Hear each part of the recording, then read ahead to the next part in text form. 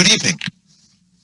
We're here with Public Poetry, ex Libris. We're very happy this evening to have Pattiann Rogers with us. Miss Rogers is a Guggenheim Fellow, a Lanham Fellow, and she has won the Theodore Rothke Prize. She has written 13 volumes of poetry, essays, and we're here this evening to look at the work of Theodore Rothke. Thank you, Ms. Rogers, and welcome. Thank you, Dom. I'm glad to be here. It's going to be a good hour, I hope. I'm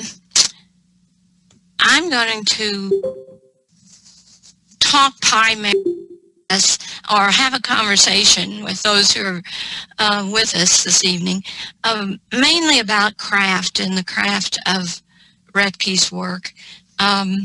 You know, his biography is readily available to everyone, and so I'm not going to talk about his biography specifically, maybe about, if it's necessary, how it pertains to any of the poems that we look at.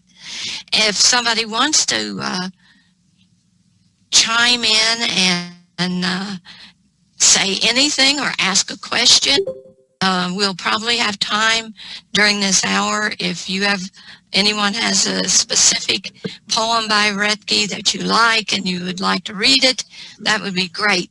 Because what I want to do this hour is not carry on an abstract analysis of the work specifically in general, but to look at some of the poems specifically and talk about how he got that poem to be what it is on the page, if we can.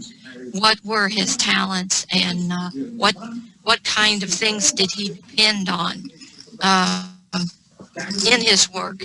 So I think I'll read a couple of poems. Do we have another audio in the background? That's what I'm just trying to get. Fran, are you still here? Yes, I am. I'm going to first of all say welcome to everybody that's joined us. If you're not actually speaking with Dom or Pattiann, could you please mute yourself? And Dom, you can also do that, and that will get rid of any background noise. Because there is somebody obviously talking in the background. So. Fran, I think you're still the organizer. I think you can turn them off. All right. Let me see what I can do. There.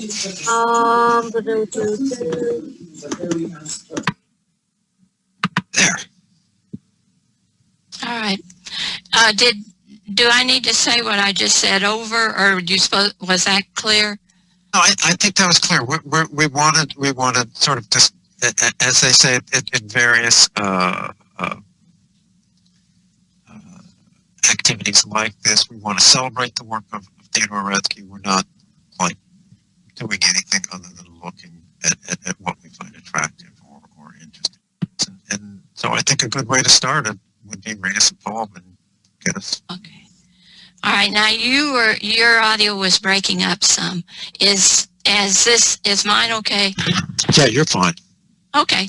I'm just going to read a couple of those, the shorter poems that are in the first part of The Lost Son, and then maybe talk about them a little bit.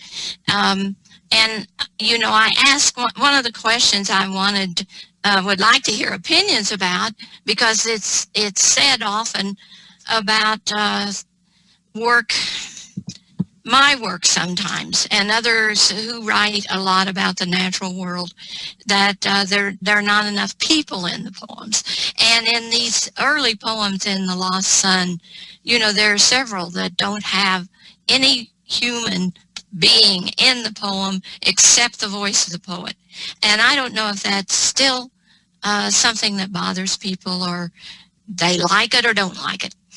So I'm going to read the poem Root Cellar, which is on page 36 in this, the collected poems of Theodore Rothke, the most recent edition of that. Root Cellar. Nothing would sleep in that cellar, dank as a ditch. Bulbs broke out of boxes, hunting for chinks in the dark. Shoots dangled and drooped. lolling obscenely from mildewed crates, hung down long yellow evil necks like tropical snakes. And what a congress of stinks, roots ripe as old bait, pulpy stems, rank, silo-rich, leaf mold, manure, lime, piled against slippery planks. Nothing would give up life. Even the dirt kept breathing a small breath. Now, I want some of the others of you to say something about, if you want to contribute something about what you see in this poem in terms of the traditional poetic crafts we talk about. Does anybody want to say anything about what you noticed specifically in the poem in that regard?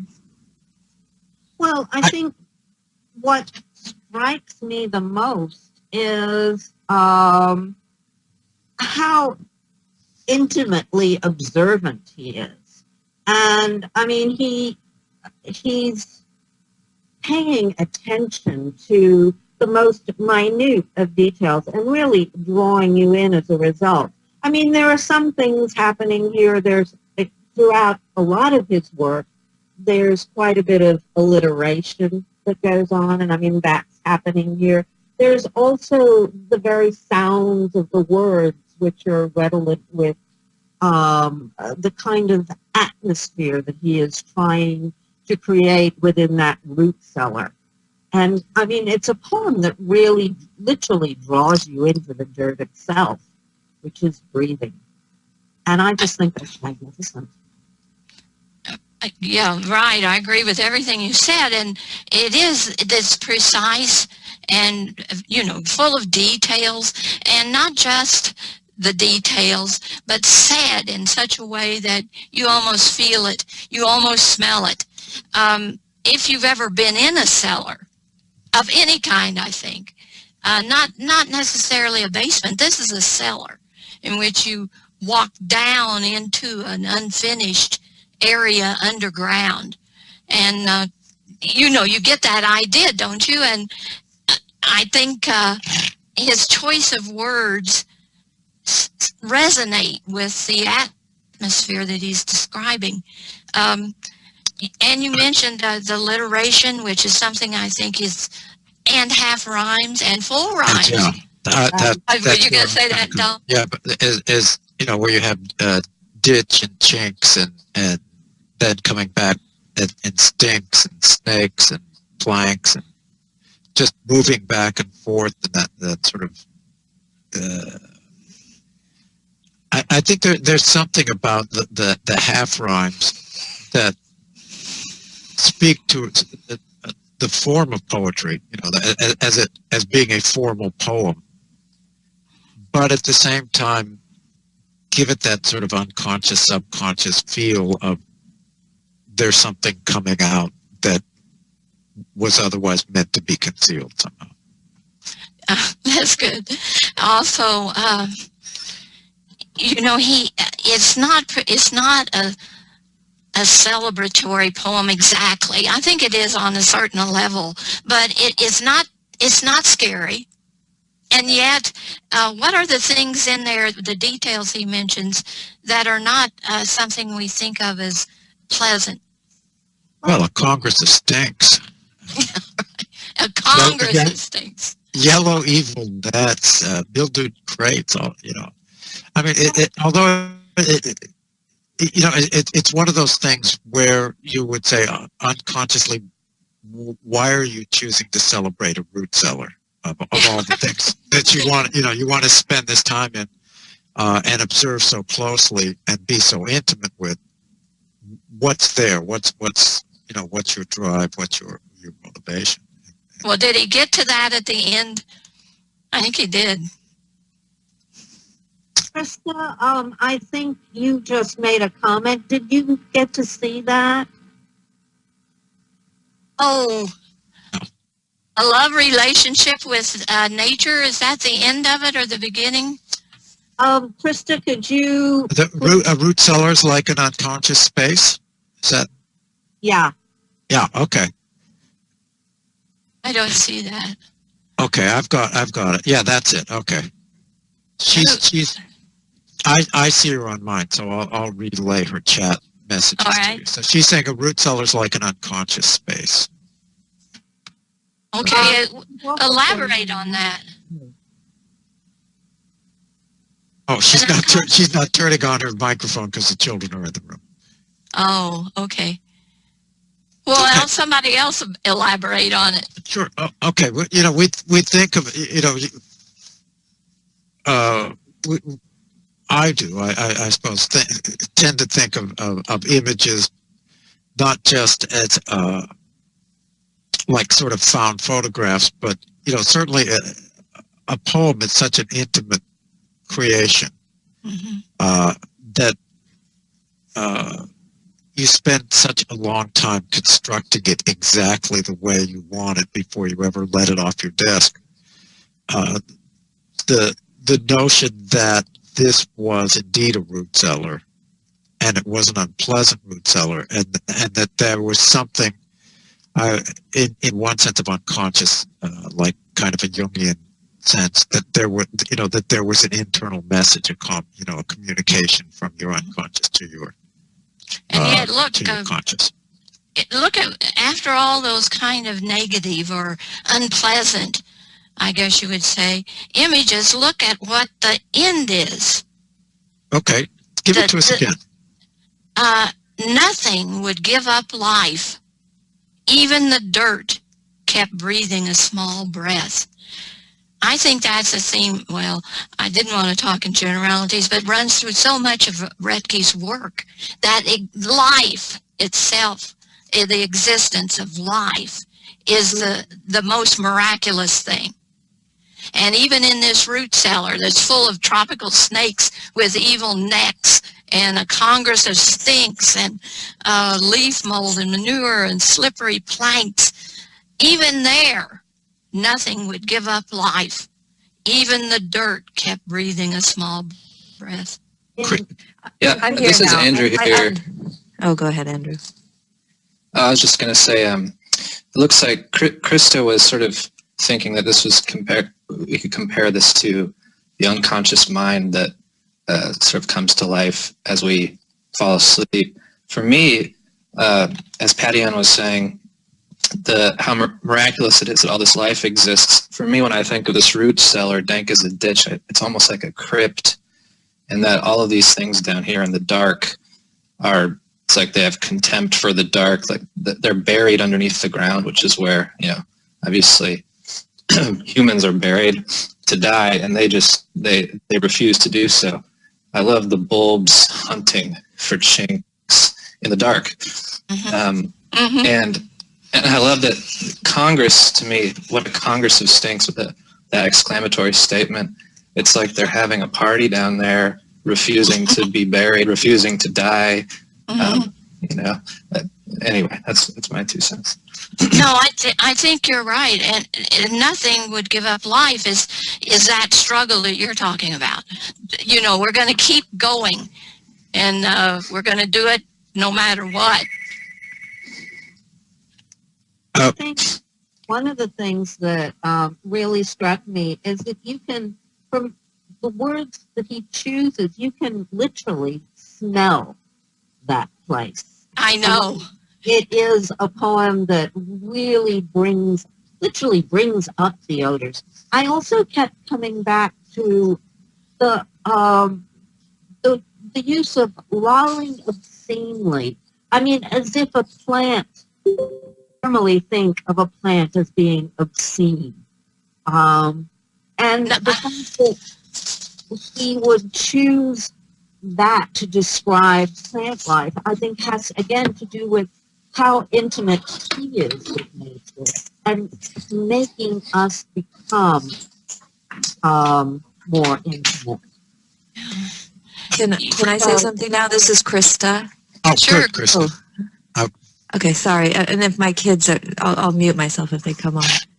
But yes, I mean, I think the poem, for me, I appreciate what everybody is saying, and that there's so much imagery that seems sexual, the obscene, shoot dangling, this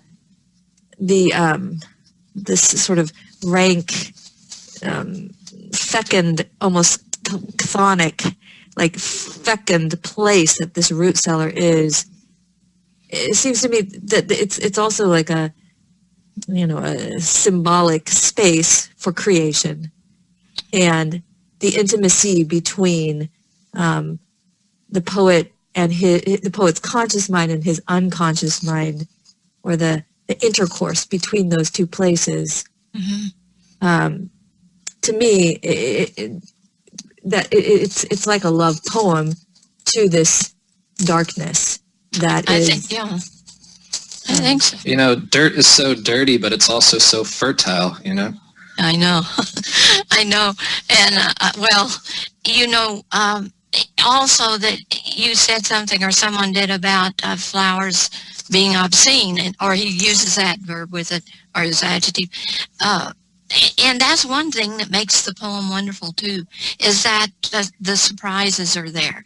That he's, in the first place, choosing this subject, and then coming to it in this intimate way, and putting before you, it's not thin, it's thick and rich with all these images themselves, the language, it's in the form of the poem and the language, all of those things working together, and then the surprise at the end, that in the middle of this, you don't want to run out screaming because out of the cellar, because he's got this whole, the human life force, or the life force, is that you see this as a celebration of that. That's what I see anyway.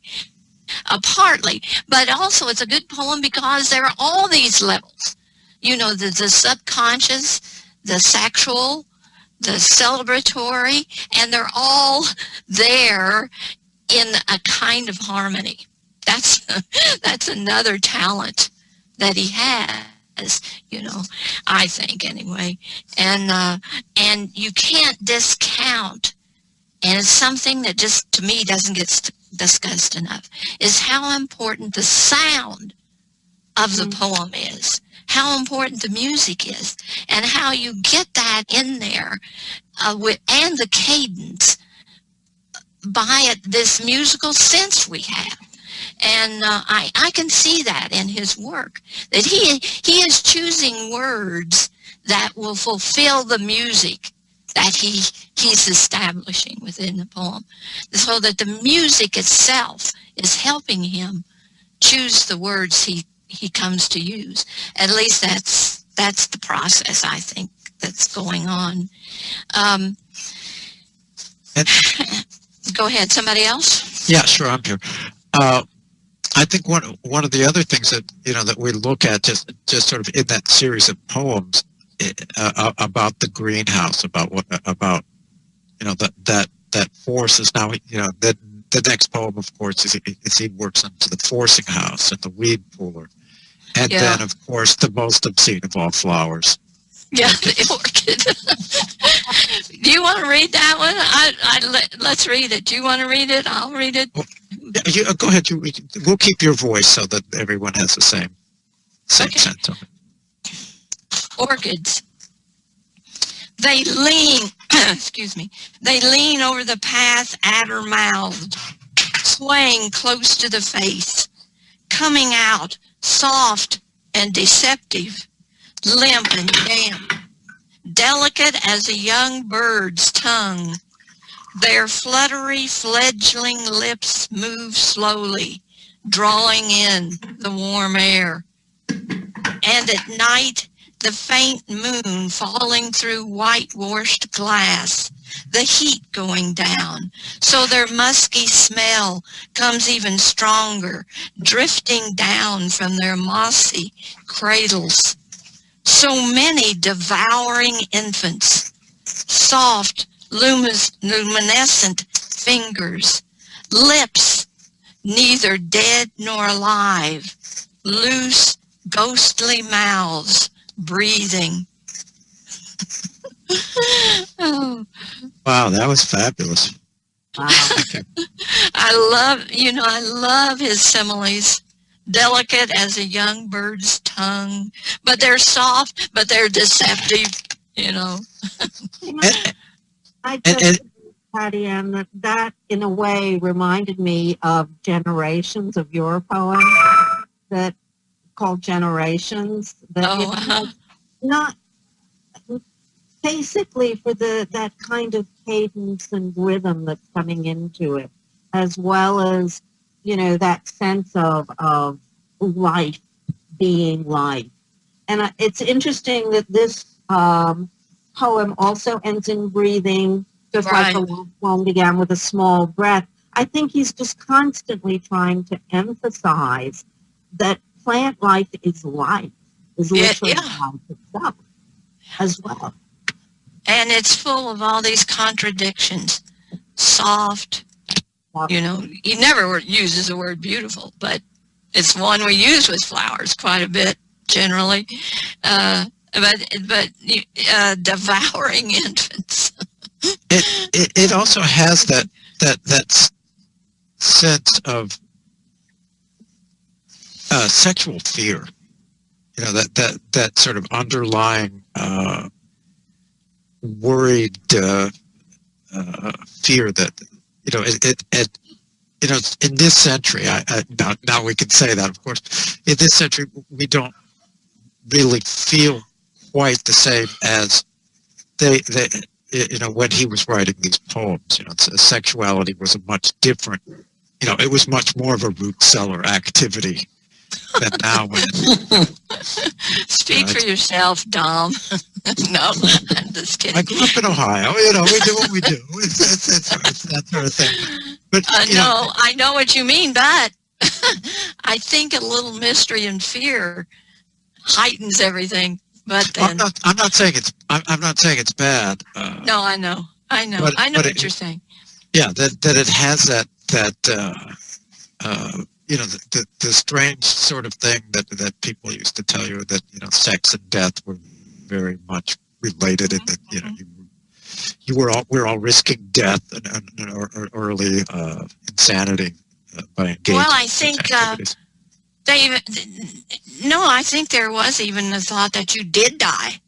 Yeah. For a moment. And that was not to get too historical, but he did have a very strong tie to the Romantics, and that was a very big romantic sense of that. The petty mort, that relationship of natural temporality. Yeah, that's right. Well, he says, of course, here lips neither dead nor alive. Yeah. In a different state. In a different state than life or death. I'm wondering, because I have this question that I didn't actually put on my list here of questions. I'm wondering, what are the ages of people here in this group? I think probably a generation younger than myself, and I'm older than Dom. So nobody's older than me. Krista just said she's 47 on chat, and I'm 25. Oh, okay. God. So we have representations here all through the decades, I think, because I would like for all of you to be thinking, so that during maybe the last 10 minutes of the group, if you feel Rothke's work is still relevant, it's not unusual for a poet to be given or any writer, a novelist, to be given lots of awards and a lot of attention during their lifetime, or not, and the work highly regarded and taught to English majors, literature majors, and then forgotten in 15 or 20 years. Not taught, not relevant, felt like it was relevant, and maybe coming back again. You know, I'm not telling you anything you probably don't already know, but I don't hear Rothke's name mentioned very often. But I'm not any longer out and about like I used to be, and I just wonder if before we, you know, maybe the last 10 minutes of the hour, I would like opinions about that. Whether you feel it speaks to the generations, younger generations, I guess you would say. I think we could ask that question now. I mean, there aren't that many of us that can't respond. I think of things that are more complicated to read in Rothke are the things like root cellars, forcing houses, the kind of natural imagery, because just in the interim time, the number of people who have actually been in a root cellar have exponentially diminished. The number of people who have that kind, who can have that kind of intimacy with the natural world. Yeah, but does that make a difference? Because none of us have been on a whaling ship either, and yet Moby Dick, if you read it, means something to later generations. I mean, I think that's one quality we look for in literature, is that we be taken somewhere else, out of the ordinary. Yeah, I'm not saying that it's altogether bad thing, or that it doesn't have its intention, but the difference, say, from reading a poem and reading Moby Dick is that a novel has a lot more carrying to it.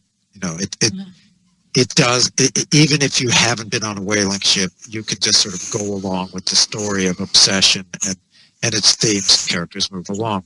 With a volume of poetry, you have to be able to fill in those blanks and go from place to place on your own and find your way there. But I could be wrong. Let's see what other people have. Yeah, well, it's somebody else. Let's see her. Oh, we have Leslie's here. Hi, Leslie. Who is it? It's 25? Is that Andrew? Yeah, that's me.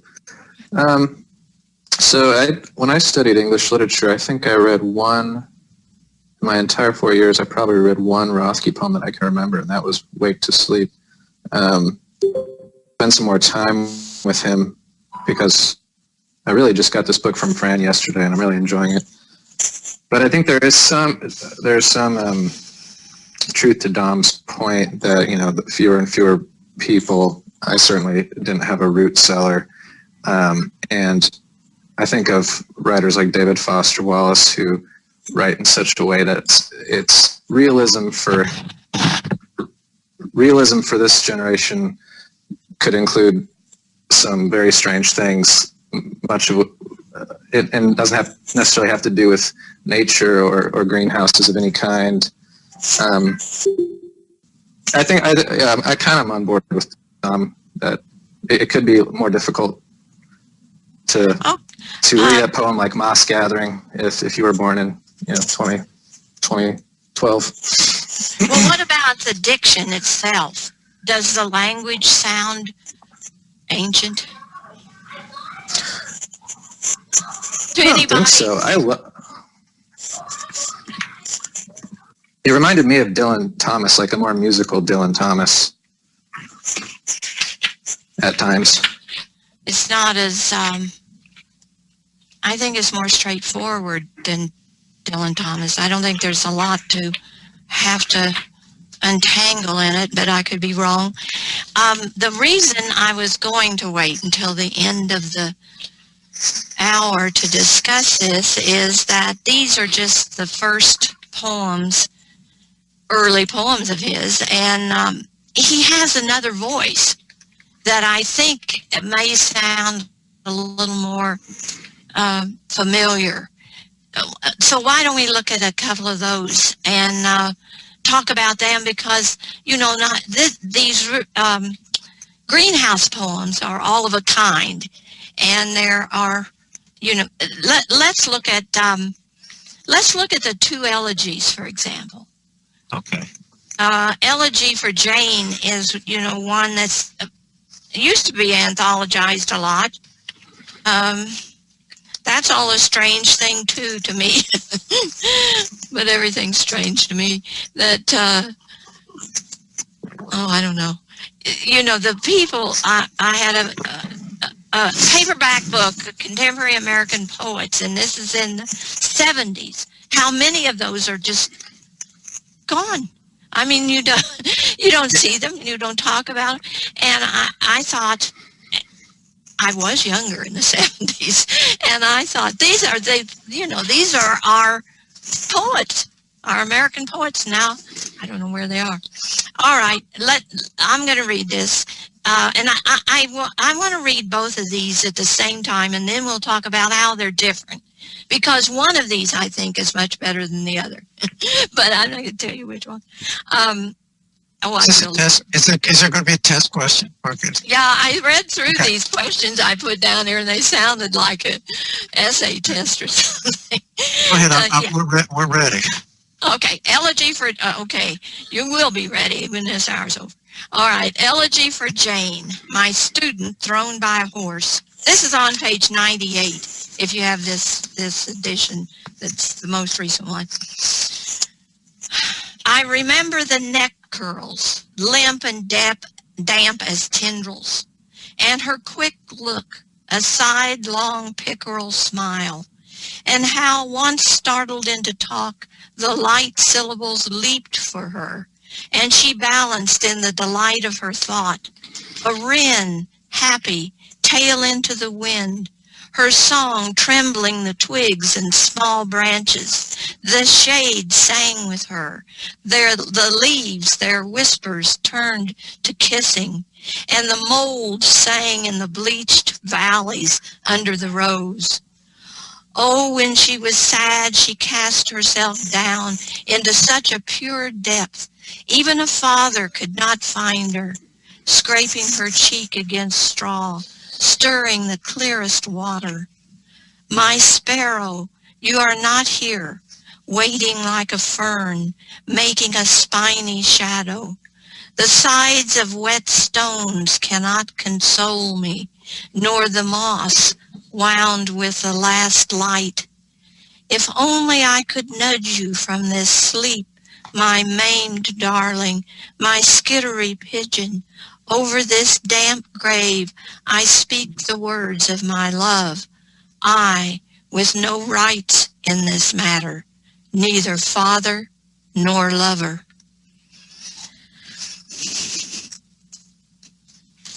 Okay, that's the first one. Okay. Second one is on page 215. There's another poem called Elegy in here, but it's the one on page 215. Elegy, her face like a rain-beaten stone on the day she rolled off with the dark hearse and enough flowers for an alderman. And so she was in her way, Aunt Tilly. Sighs, sighs, who says they have sequence? Between the spirit and the flesh, what war? She never knew, for she asked no quarter and gave none. Who sat with the dead when the relatives left, who fed and tended the infirm, the mad, the epileptic, and with a harsh rap of a laugh at herself, faced up to the worst. I recall how she harried the children away all the late summer from the one beautiful thing in her yard, the peach tree, how she kept the wizened, the fallen, the misshapen for herself, and picked and pickled the best to be left on rickety doorsteps.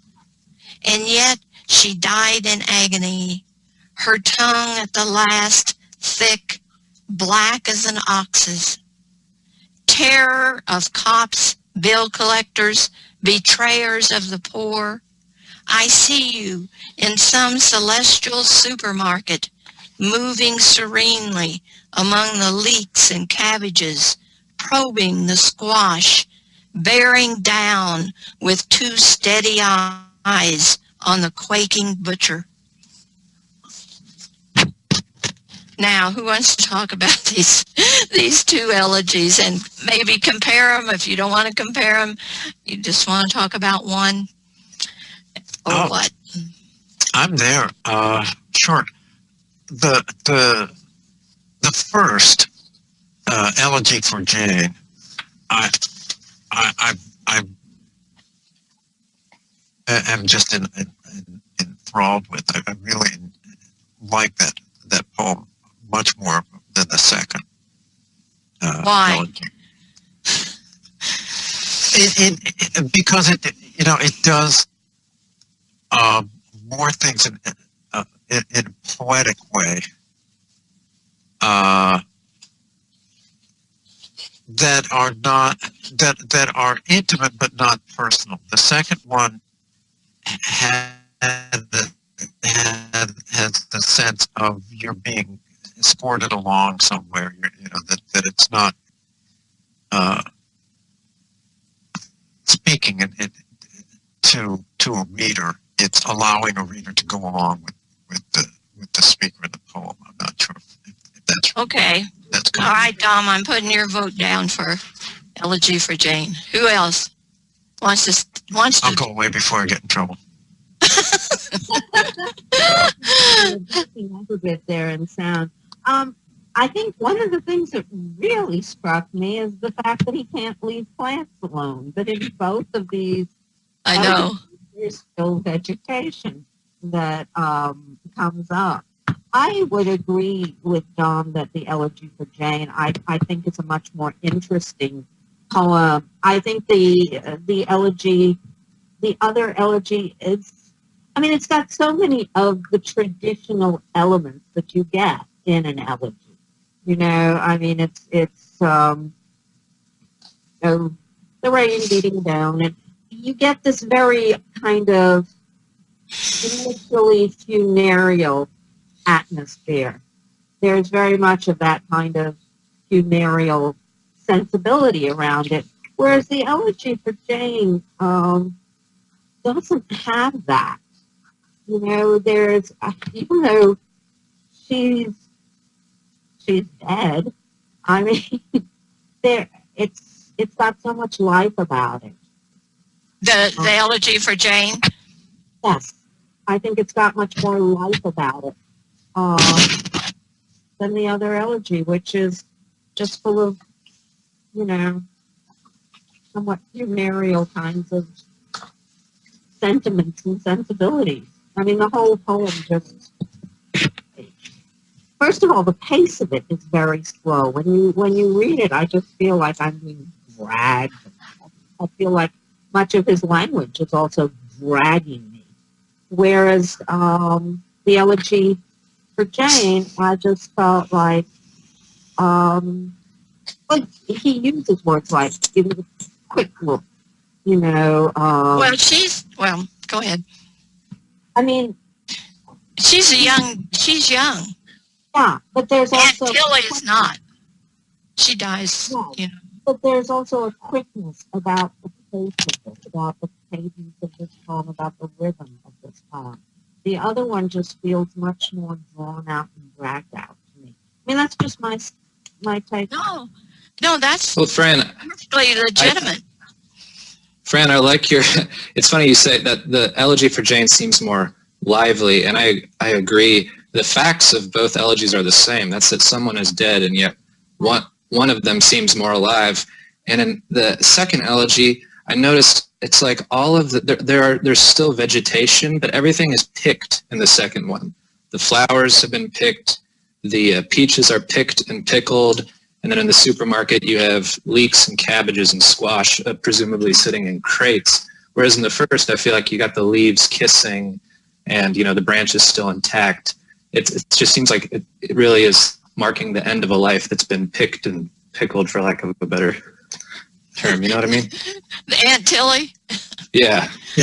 That's a good observation. I didn't think of that, and that's it is a quality of that, of the second one, the elegy.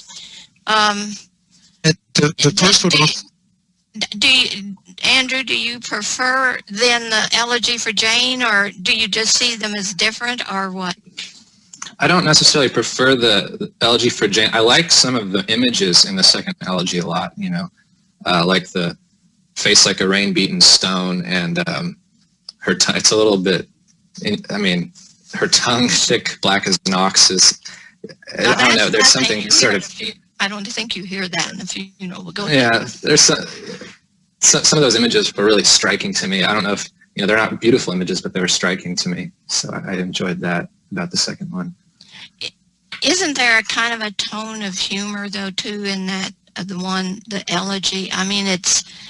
Yeah, yeah. I don't think it's dour.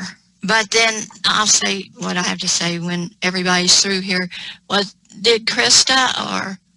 Leslie, can you hear us? Leslie? I can hear you. Can you hear me? Yes. Oh, great. Pattiann, it's so nice to see you again. I just want to say hello. And I had trouble logging in, and I feel terrible about it. I don't have elegy. I haven't been able to find elegy, but elegy for Jane I'm very familiar with. So Right. I can't really say which one I think is better. But what gives elegy for Jane a special tension, I think, is that he's using so much spring-like imagery to talk about the death of someone. And yes, it's a young person, but he's talking about growing and greenery and things that are in the ground, as Andrew said. And so I think that fascinates me just because of the tension between all that stuff growing and blossoming and greening, and yet he's talking about someone who's died. Mm-hmm. Yeah, and I think he knew. I think he, of course, knew he was doing that, and so it's having the effect I think he would want that poem to have. Well, I have to tell you, I'm outvoted here.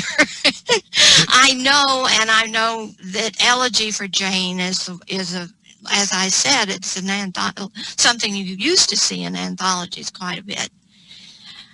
It just sounds like it's full of cliches to me, and nothing elegy for Jane? Yes, nothing surprises me in it at all, except there is a nice, he has a firm ending that I like. He hardly ever fails in an ending. He can, but I just, this kissing and what is it, this kissing, the moss and this, I don't know. She was like a wren and her tail in the wind, and it's just her song, trembling the twigs and small branches. I don't know. I just can't.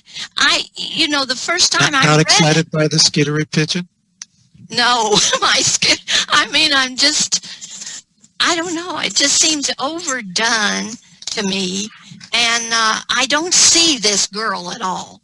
In the elegy, I do. I see a person, a real person who's gone, and the kind of person that she was. And I think I see that character. But this girl, I don't see anything. Is there anything in there that distinguishes her by how you might describe Miss America or something? The pickerel smile, the syllables, the light syllables leaped for her. She balanced in the delight of her thought, a wren tail into the, I don't know. Of course, I'm exaggerating the way I'm reading it, but to me, it just doesn't have it. I didn't feel struck by how you would normally feel, I think, by a early death, the death of a young person. And I just thought he struck the right tone in a way for this Aunt Tilly, for the kind of person she seems to be from her description. We had some very particular things here that she did. She fed and tended the infirm. She sat with the dead. There used to be, and maybe this is a generational thing again, there used to be maiden aunts who never married, but they were there always helping the family, whoever needed help, a child that was sick, or and she pickled her peaches and left them on the rickety doorstep. There's so many descriptions of her that make her a distinctive person in a way that Jane is not, to me. I think there's also, though, the notion that for Jane, she's a student, she's thrown by a horse. The relationship is, especially, the couplet at the end, I with no rights in the matter, neither father nor lover, which really makes the poem. It does. It does. The strongest lines in the poem.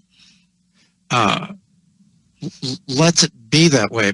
I mean, in a certain sense, really, what more can you say about a student than you know them for what, maybe an hour, 2 hours a week, 3 hours a week periodically. That they were young, they were attractive, they had, and then they were gone. But he sort of has that turn in the poem where he internalizes the loss, but also recognizes that it's not altogether her death is not his loss, but there is some loss he's dealing with, I think. I know. That is the strength of it. And I'm speaking in an exaggerated way, I guess. I just thought these two kind of were a contrast that was interesting to make about something like an elegy. It's not easy.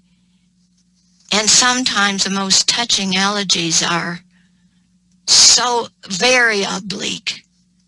Stanley Plumley has that elegy for James Wright. And all it is a description of a old apple tree in the middle of a field that has one or two branches still leafing. But it's such a beautiful description of that tree and how he connects that with the memory of James Wright. And he doesn't say it's an elegy for James Wright until the end of the poem, not at the beginning. Anyway, so I respect all your, I may be out of line here, but those were my... Okay. Well, I'm just wondering if these two elegies don't have two completely different intentions. The one that I haven't read, Elegy, that Pattiann likes, is really about a person. And I almost think that what he's doing in Elegy for Jane is writing about the loss of a young person. It's almost a generic young person. But so many of the images have to do with like an animal in the prime of life. He's really sort of talking about nature that's unaware, natural animals that aren't aware they're going to die until they die. Yeah. And so I don't know that he's trying to be as personal about Jane as he is in the second one. I think that's a good point. I do. And maybe it wasn't right to try, or maybe it wasn't instructive enough to compare these two. And I guess, but I think you're probably right there. It just seemed that maybe he could have made her a little more an individual than stereotype. I mean, how would you write about a young man who was thrown by a horse and died? This is totally feminine, isn't it? The way he describes her. You wouldn't describe a young man that way. He's definitely projecting. But people did that. They do that. And again, going back to his sort of romantic sense, that was again a big theme of young people dying and that sort of melancholy. I'm thinking of two other poems written about a young person dying. John Ransom's poem about, now, of course, I can't remember I can't even remember if he's a poet, about the death of the little girl who used to set the geese to running in the field, and she'd run after them, scare them. And the end of it is, we are vexed at your brown study. You know, they're there at the funeral. And this is a young person, and yet it's a very, he gives enough, just 2 or 3 very specific details about her. And then Elizabeth Bishop's first death in Nova Scotia, which is, of course, from a child's point of view of a young cousin dying. Anyway, there are lots of ways to do it, and both poems are, if you're right, and I think you have a strong point, but all of you had made strong points about Elegy for Jane. You said, and I'm sure other people were also taken with it, or it wouldn't have been anthologized like it was. Does anybody else want to say anything else, or did everybody have a chance to talk? Everybody that's here? I have something. Wait, let me come back. I have something. Okay. Before we go, if we're talking about the poem that's anthologized, which is kind of interesting, because he is very much of a nature poet, very much involved in the physical world. But probably the poem that he's most remembered for now, from as generations go along, is The Waking. Oh yeah, is that what you said you read, Andrew? The Waking? Yeah, well, I'm sure I read 2 or 3 of his poems in my Modern American lit class, but I definitely remember The Waking. I've always remembered that poem. All right. Do you want to say something else, Tom? Yeah. Do we want to read The Waking and get that in while we still have a little bit of time? Yeah, you're not talking about I Wake to Sleep. That's I Wake to Sleep and Take My Waking Slow. That one. That one, because there is a poem, The Waking. No, I Wake to Sleep. You're talking about the Villanelle, right? Right. Yeah, I Wake to Sleep on 104. Okay. Yeah, you know, I used to get at the University of Texas people who were not majoring in English or anything, because at the University of Texas, if you did, you know, the classes that some people wanted to get filled, and then they had to take something else, and they would take poetry because they thought it would be easy. And because a lot of them found out it wasn't that easy to write a good poem. But anyway, you try to explain to an engineering major the Villanelle form, or sestina is the one that really threw them. And one young guy said, "Who in the world ever thought of that?" when I was explaining a sestina. Okay, The Waking. I wake to sleep and take my waking slow. I feel my fate in what I cannot fear. I learn by going where I have to go. We think by feeling.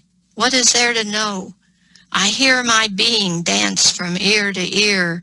I wake to sleep and take my waking slow. Of those so close beside me, which are you? God bless the ground. I shall walk softly there and learn by going where I have to go. Light takes the tree, but who can tell us how?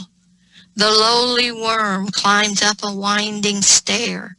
I wake to sleep and take my waking slow. Great nature has another thing to do to you and me.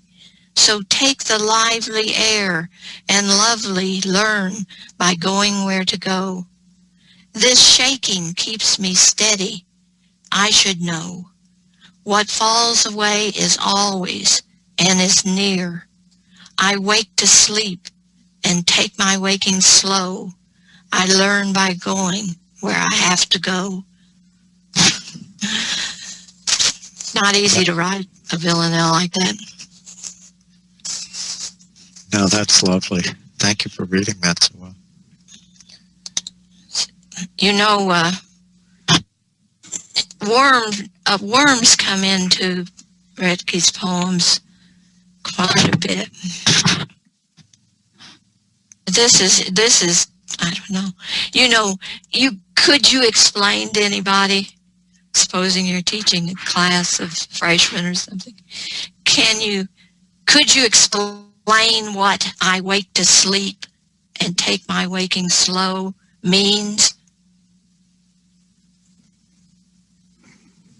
I've always thought it meant I wake to sleep, I live to die, but I'm going to live slowly. That's good. I like that. Did anybody else have a different? I always took it to be that sort of interim place where one's never not conscious or unconscious, but capable. That almost dream state. I think they used to refer to that as like hypnagogic, somewhere in between that place where you're not threatened by things, but able to see things that otherwise you might not. Okay. I would agree with that. And also that it's maybe a kind of consciousness or clarity that you have when you're not trying to think or trying to go somewhere with your thoughts, but just receiving. He's not talking about sleep at night in a bed, is he? No, I think he's talking about the paradox. One of the reasons I think Rothke potentially will last, going back to that question that you asked, is that he's a poet of paradox, and paradox is kind of an eternal, an eternally charged subject. Right. And it's the poem turns on that paradox. It's the paradox that the lowly worm climbs up the winding stair, that we, the worms that crawl in and the worms that crawl out of us, they take us back into the earth. But there's this kind of spiritual transcendence in death, especially when we can remember that, when we can remember death in life, then we can live in a way that is more alive, if that makes sense. Mm-hmm. It does. Or it's another state, a state in which things are comprehended but not known, I guess. We think by feeling. That's another one. That's a little. You don't think of that. Those things going together. You think by feeling. What is there to know? The shaking keeps me steady. What, Tom? It's also one of the things of the form. That the form drives the poem. Mm-hmm. But it also fits the poem. Where a lot of times when you see that form used, pardon me for saying, but it's formulaic. Okay, I know how this works. I just stick in things, and the poem make certain things happen, and it will create the poem. Here, the form really kind of holds this poem and moves it forwards and backwards, and where you're consciously looking back and say, okay, I've seen this line before, this line has come back before. It fits very much with the feeling and the sense of the poem, as opposed to being an artifice to the building. I think it's very flawless that way. Very, very. It is. And that's that line, I wake to sleep and take my waking slow, never gets changed. It's always that way. A lot of times in villanelles, they change the repeating lines in some way. I learn my going where I have to go does change. And lovely, learn by going where to go. Changes once anyway, but that, the poem, the form and the poem are one. You can't separate them. Yeah, if he had invented that form, it would have, we wouldn't have questioned it either. If he had just if that form did not exist, if you had only seen it once in that poem, we would say fine. Yeah. And the last line is so simple, but it seems so much more. I learned by going where I have to go. Well, I guess we have to quit, but I wanted to Speaking say... of having to go, yeah. Yeah, right. But, I will admit, I looked Rothke up on Wikipedia, and I guess I was kind of shocked at how much he was praised. He won a lot of the top. Well, he won all the top. Yeah. Prizes for poetry, and people whose opinion you respect. Thought he was the greatest poet of the 20th century. Let's see, I was going to read something.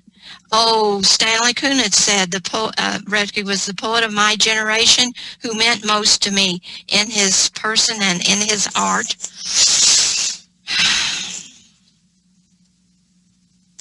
Oh, now of course I can't find it. Of course we have to go, but one thing written about him I didn't understand. It says,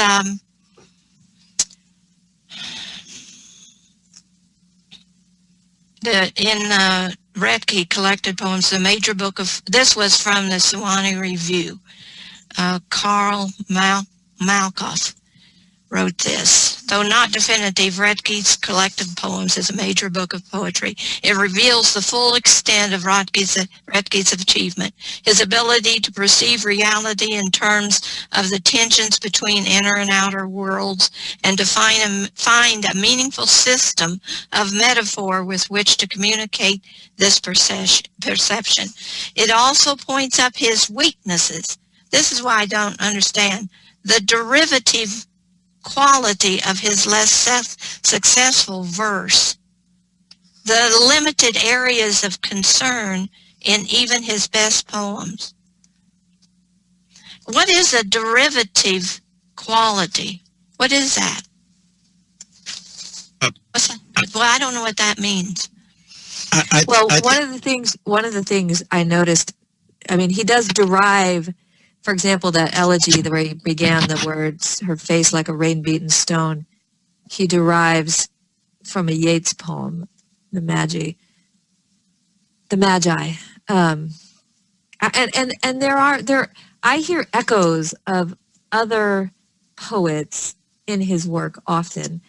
And in fact, that was my first comment. Of his generation or earlier? Maybe just a little bit earlier. I heard, like in that first, The Root Cellar, I hear echoes of Cummings, E.E. Cummings. Now Don was saying that too. No, I was T.S. Eliot. Oh, that's right. Is that derivative, or is it just that his ears picked up the tradition that he came from? He really believed in that. He believed in growing out of a tradition, and he studied the people who came before him. That's true. Well, you can't. Derivative with the Magi, for example, it's the exact line. So derived from, you know what I mean? Obtaining something from a specified source is the definition of derive that I just typed up. And so it could be that he's lifting, which is, we all do it. Great poets steal. But not to say that I'm a great poet, but the point is that could be what they're talking about. Is it rain-beaten stone? Is it just that phrase? Or is it the whole line? I put the link to it. Let's see. Here's the link is in the chat, and the poem, here it is, begins, this is the Magi. Now, as at all times I can see in the mind's eye, in their stiff painted clothes, the pale unsatisfied ones appear and disappear in the blue depth of the sky with all their ancient faces like rain-beaten stones. Yeah, it is. It's the same. Well, it's interesting because now we call that derivative, but previously that would have been an illusion. Yeah, I was So- thinking maybe did it on purpose. I don't know. Yeah, so that you get that for saying rain beaten stone, you go back and someone looks at the Yeats poem and says, that reminds me of that, and I get that additional dimension. It's not an immediate kind of poetry, but one that does require people to have some breadth and depth in their knowledge to read. Mm-hmm. Much like Eliot. Eliot is not a poet that, just although he always seems to have invented himself, he's always referring back to the people, the poets that came before him, the writers that came there. And that's something that now we regard as derivative, but before was part of the craft of the poet, being able to do that. Well, I don't know. I mean, I think that there is a fine line between derivative and elusive. I think. I mean, I think where the line breaks down is when the illusion. I mean, is it an allusion to the Magi? Does it, or is it not? I mean, in reading the Magi, does that bring something to that elegy where he's using it? If so, then it's elusive. If not, then it's derivative. You didn't see anything else in the elegy that indicated. I did not, because I did not.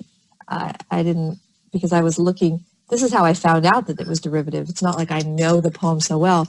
Andrew typed in, yes, I had asked, where's this elegy, the second one? He says it starts with her face like a rain-beaten stone. And I typed it into my Google search and came up as the Magi, which is a very short poem,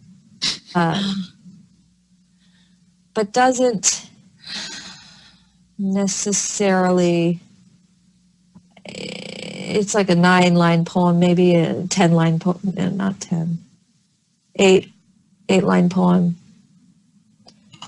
I'm not sure that it elaborates what Rothke's project is with the elegy or not, because I don't have that.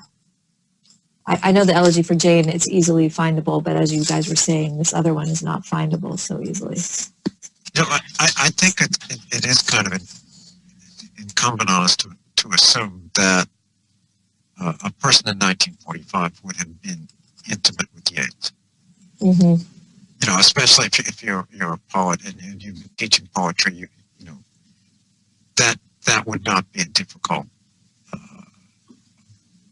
Right. So then So I mean, I was just teaching Yeats today to my sophomores, high school students, because I'm teaching Joan Didion, who of course alludes to Yeats, The Second Coming. Mm-hmm. That is totally an allusion that that it illuminates her work in a way that's profound. So I mean, I'm just trying to talk about the differences between allusion and derivative. Still, I'm just not sure. Does reading that poem, The Magi, the link is in the chat.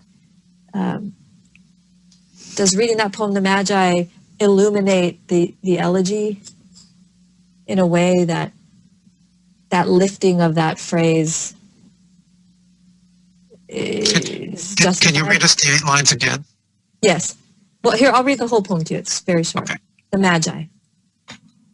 Now, as at all times, I can see in the mind's eye, in their stiff painted clothes, the pale, unsatisfied ones, appear and disappear in the blue depth of the sky, with all their ancient faces like rain-beaten stones, and all their helms of silver hovering side by side, and all their eyes still fixed, hoping to find once more, being by Calvary's turbulence unsatisfied, the uncontrollable mystery on the bestial floor.